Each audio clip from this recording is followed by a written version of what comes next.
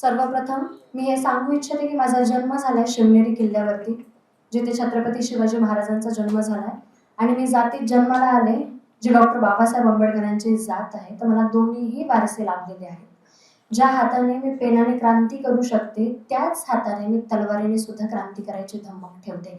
माझे शब्द नीट ऐका. ही तलवार म्हणजे वैचारिक, ही तलवार म्हणजे शाब्दिक, ही तलवार म्हणजे स्वाभिमानाची, ही तलवार म्हणजे मान सन्मान माज अहंकाराची. जो वर्ग मला नेहमीपासून ऐकत आलाय त्याला या तलवारीचा अर्थ सार्थ कळतो असं मला कळतं.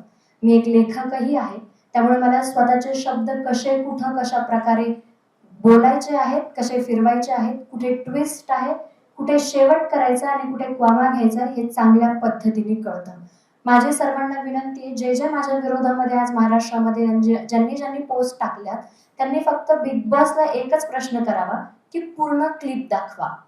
ती पूर्ण क्लिप दाखवा की मी ज्यावेळेस असं बोलले आणि मला इंटरप्ट केलं बिग बॉस कडून, त्याच्यानंतर मी ओरडत राहिले की माझं पूर्ण ऐका, माझं फुल स्टॉप पर्यंत ऐकून घ्या, जे त्यांनी तुम्हाला किंवा पूर्ण महाराष्ट्राला सांगितलेलं नाहीये. ज्यावेळेस मी राकेश बापट, ओंकार राऊत, प्राजक्ता शुक्रे, करण सोनवणे यांच्यासोबत जो संवाद चालू आहे माझा, तो संवाद तुम्ही पूर्ण महाराष्ट्राला दाखवावा अशी माझी विनंती आहे. त्या संवादामध्ये मी हे सांगते की ही तलवार माझी शाब्दिक तलवार आहे, जी तुमच्या सगळ्यांच्या मानेवरती लटकलेली असेल. मी ती शाब्दिक तलवार बिग बॉस मध्ये घेऊन नाही आली आहे. का?